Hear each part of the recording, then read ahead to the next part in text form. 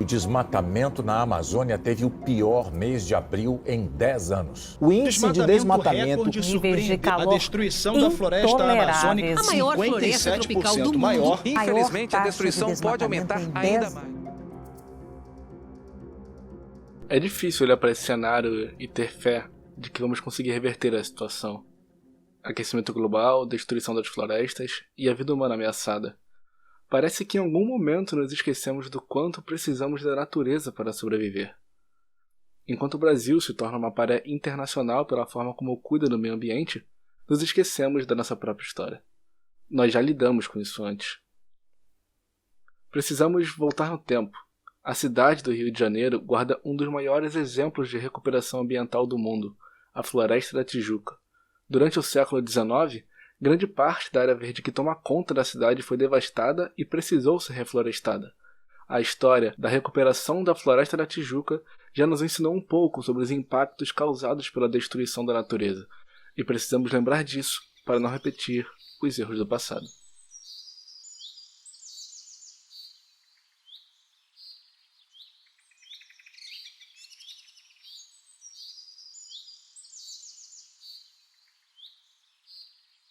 A devastação da floresta começa efetivamente no final do século XVIII, quando o café chega ao Rio de Janeiro. Não se tinha nenhuma preocupação com a preservação da natureza. Com a vinda da corte portuguesa, Dom João investe ainda mais no café, ele doa terras imensas. Com isso, boa parte da Mata Atlântica ali é destruída sem dó nem piedade. A primeira coisa que eles faziam era tacar fogo na floresta. Isso era tão comum que era considerado até um ato, vamos dizer assim, heróico.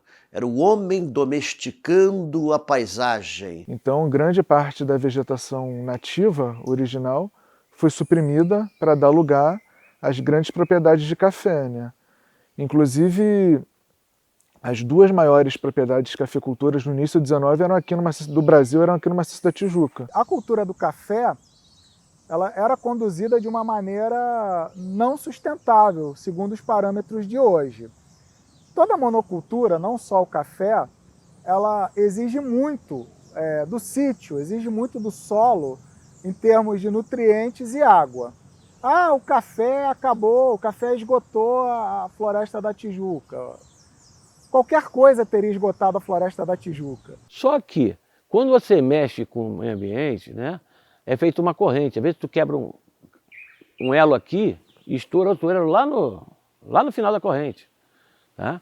Com isso, quando a monocultura, né, as matas vicinais dos rios, os olhos d'água começaram a secar. Que é aquele negócio, você desmata, cara, a natureza reage. Com essa devastação, que até hoje os especialistas calculam que atingiu entre 40% e 60% da mata da Floresta da Tijuca, secam os mananciais que abasteciam a cidade. Naquela época, 1800 a 1850, você abastecia de água a cidade a partir dos mananciais que desciam da Floresta da Tijuca. Você precisava por dia de 40 milhões de litros d'água para a cidade do Rio de Janeiro, tinha 6 milhões.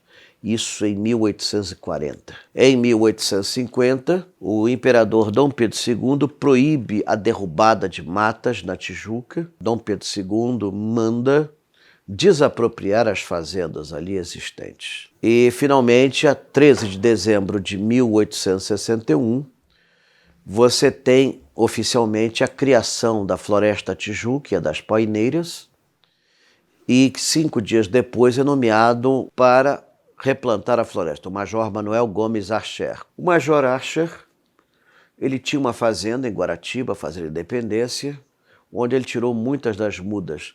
Isso é muito interessante, a verba dele era praticamente nenhuma. Então ele botava muita coisa do bolso dele. Ele foi muito otimista, ele mandava vir levas e levas de burros trazendo de Guaratiba essas mudas. Eles ainda não tinham estabelecido os viveiros na própria floresta, então tinham que trazer as mudas das matas vizinhas e até de Guaratiba. Então, como traziam mudas lá do Maciço da Pedra Branca, né? Não tinha um caminhão, né? Um carro. Ele era um oficial da corte, que morava por aqui, e era muito próximo a Dom Pedro. Nenhum nobre que estava sendo desapropriado ia querer pegar a responsabilidade de começar um plano. Então, ele pegou uma pessoa que já morava por aqui, entendeu? Que era funcionário dele da corte, e falou, não, agora a responsabilidade é tua. E ele pegou 6 escravos e começou o processo. Ele chegou a ter menos do que esses 6 trabalhadores. Ele iniciou com 6, esse número foi subindo, chega a 22. 22, vê o tamanho da Floresta da Tijuca. O máximo de mão de obra que ele teve foram 22 pessoas. Nem todos os trabalhadores da Floresta da Tijuca eram escravos, diga-se de passagem. E a gente sabe basicamente através de registros indiretos. Não se sabe a história dessas pessoas, de onde elas vieram. Os escravos a gente sabe muito pouco além dos nomes. Ainda há o que se descobrir sobre Archer, sobre esses trabalhadores, sobre os escravizados. Dificilmente nós vamos ter alguma coisa. Que Archer, que foi o líder da coisa toda, foi apagado da história. Está precisando ser resgatado hoje. Foi o primeiro ecólogo da restauração no mundo, antes de surgir, 6 anos antes, a palavra ecologia. Archer praticava a ecologia e, mais do que a ecologia da restauração, que é uma ciência que só vai ser reconhecida na década de 1990. Archer, 130 anos antes, já praticava a ecologia da restauração e ele ainda precisa ser reconhecido dessa forma. Um documento de 1861, ele instrui como os plantios deveriam ser feitos. Então fala da distância que deveria ter entre cada uma das mudas, fala também aonde deveriam ser realizados os plantios, eram perto dos corpos d'água, de fato. E a partir do momento que a gente sabe o distanciamento que cada muda foi plantada, a gente consegue ter uma estimativa da área total replantada. Eu não tenho notícia de reflorestamento no século XIX, 1850, século XVIII. Projeto de reflorestamento, de devastação de propriedade de nobres para o reflorestamento. Ou seja, pensar no nós, em vez de pensar no eu próprio, de cada nobre daqui, que tem mais influência, eu não conheço na história do mundo um projeto dessa época em que privilegiava o conjunto ao invés da parte. Normalmente se privilegia a parte. Aqui foi ao contrário, aqui se desapropriou a terra dos nobres. Para quê? Para se plantar árvore. Ele usa mais de 60 espécimes vegetais diferentes para recuperar a floresta, coisa que hoje em dia não é mais feita assim. Você imagina, são 60 tipos de plantios diferentes, são 60 tipos de solos distintos. Muita coisa deu errado, obviamente, mas o impressionante é o que deu certo. E ainda é considerada a maior experiência de restauração realizada no hemisfério sul, talvez em todo o trópico. É a primeira e a grande experiência de restauração ecológica. Ele assumiu essa tarefa de uma forma realmente quase heróica, a gente pode dizer assim. Ele tinha colocado uma dedicação ali que ele acaba deixando de lado outros aspectos da própria vida, principalmente o aspecto econômico. Ele às vezes tirava recurso do bolso para manter o trabalho dele funcionando. Ele se cansa com a falta de verba, pede demissão, e o imperador nomeia um camarada chamado Barão de Scragnoli. E o Barão de Scragnoli, já prevendo a procura da classe média pela Floresta da Tijuca, ele cria o primeiro folheto turístico da floresta, ele cria recantos, trilhas, que ainda hoje existem, essas trilhas, e transforma a Floresta da Tijuca, em vez de ser uma área pura e simplesmente para renovar as reservas hídricas da cidade, num local de lazer para essa classe média emergente. Mas ele foi um trabalho muito mais paisagístico do que de restauração. De Scragnoli é o cara que cria o protótipo das áreas que a gente tem hoje na Floresta da Tijuca como áreas de convivência.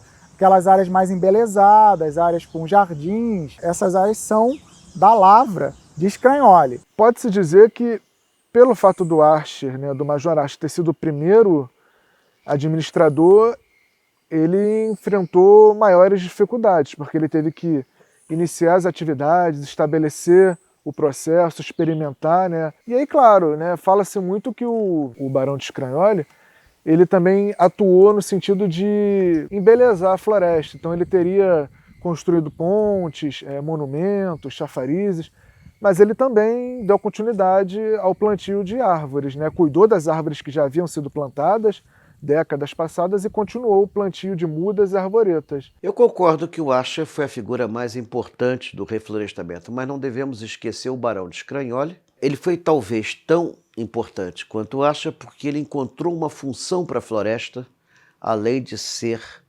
área de recuperação dos recursos hídricos. Floresta torna-se uma área de lazer para a classe média emergente. Senão, o que aconteceria?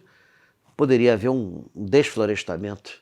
Para a gente conservar, a gente tem que conhecer, né, a floresta. E ele se tornando uma área de lazer que recebe muitas pessoas, tendo contato com a floresta, você cuida, né, do que você conhece. Foi plantado algo como 300 hectares, 330. O setor Floresta da Tijuca tem cerca de 1.400 hectares. O Parque Nacional da Tijuca possui cerca de 4.000 hectares. Então, o plantio não plantou toda o maciço da Tijuca, mas quando você planta alguns núcleos de floresta, você permite que a própria floresta retorne. Ele era um homem da sua época, agora um homem obstinado, como poucas vezes você encontra hoje em dia. Era um cara que acreditava no que fazia, ele convivia com plantação, convivia com floresta. Na época você não tinha cursos de botânica como você tem hoje. Ele teve de fazer isso baseado na experiência pessoal dele. Nessas horas é que funciona muito a sensibilidade do indivíduo. Ele devia ser um homem muito sensível, porque o que ele fez não seria cabível hoje em dia. Hoje você precisaria de uma equipe muito maior, com muito mais investimento, com muito mais dedicação. O Acha conseguiu um verdadeiro milagre e devemos muito a ele. Ele merecia ser mais lembrado. O próprio monumento da Floresta da Tijuca é pífio. É uma coisa assim sem grande expressividade. O Barão de Scragnoli também mal é lembrado assim. Nós temos que preservar a nossa natureza. O Rio de Janeiro foi tombado, considerado patrimônio cultural da humanidade, pela integração da cidade com a natureza. Imagina a cidade do Rio de Janeiro sem o Parque Nacional da Tijuca. É intrínseco, cara. O maciço da Tijuca divide a cidade numa zona norte e numa zona sul. É uma pergunta que a gente pode se colocar. Como seria a história da cidade do Rio de Janeiro, como seria o Rio de Janeiro hoje sem a Floresta da Tijuca, né? Se nós não tivéssemos a floresta, o nosso clima teria uma média de 3 a 4 graus acima do que nós temos hoje de temperatura na cidade do Rio de Janeiro. Então, se o Rio tem temperatura de 41, já imaginou você com 45 no verão? A gente tem que, né, conhecer para conservar, cuidar, a gente tem que conhecer essa floresta desempenha um papel fundamental na vida da população carioca, né, e da cidade do Rio de Janeiro. Ela oferece uma série de serviços ecossistêmicos, ela auxilia na regulação climática, ela guarda uma imensa biodiversidade, e é isso, a gente tem que cuidar dessa floresta, né, não repetir os erros do passado. Ela foi um exemplo de um visionário que amava o verde, que amava os animais, e que amava o espírito de família, que ele falou, não, eu tenho que deixar alguma coisa para meus filhos e meus netos. E em vez de você colher café, a gente vai colher água. Porque a mata subindo vai começar a aumentar a vazão dos rios, vai começar a aumentar a vazão das nascentes e a gente vai poder dar uma qualidade de vida melhor para a população em geral. Há 200 anos, nós ficamos sem água por conta da destruição da vegetação nas nascentes da Floresta da Tijuca, que deixaram uma cidade sem água. Hoje a gente está vendo isso se replicar em escala de continente. E nós estamos perdendo a floresta amazônica. Todo esse problema com esse regime de chuva que está cada vez mais irregular aqui no Sudeste está ligado à perda de floresta a milhares de quilômetros daqui. Então, assim, a gente está esquecendo esse exemplo micro e não estamos conseguindo replicar esse exemplo para o macro. Nós podemos recuperar a natureza destruída. Quando se há desejo, intenção, vontade, você consegue recuperar uma área que foi destruída. Demora? Demora. Vale a pena? Claro que vale. Como dizia Fernando Pessoa, tudo vale a pena se a alma não é pequena. Quem quiser passar além do bojador tem de passar além da dor. É difícil recuperar, mas se recupera.